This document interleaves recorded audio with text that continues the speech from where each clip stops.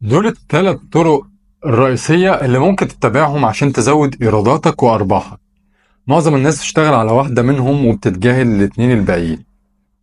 أول طريقة هي زيادة عدد العملاء الجدد. طبعا ده اللي كل الشركات بتحاول تعمله، إنها تحاول تجذب عملاء جدد وتبيع لهم منتجاتها أو خدماتها، وطبعا ده هيزود الإيرادات.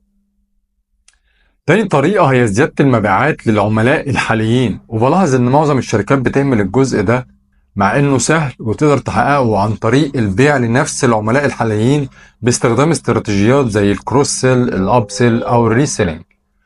ضروري تراجع داتا وبيانات العملاء الحاليين اللي وثقوا فيك واشتروا منك قبل كده، وتبدأ تعمل لهم عروض خاصة وتبيع لهم من تاني.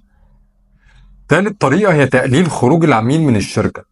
معظم العملاء دلوقتي هتلاقيهم بينجذبوا للعروض والإعلانات القوية، وشفت بنفسي عملاء بيجربوا نفس المنتج أو الخدمة من شركات مختلفة بس بشكل جديد.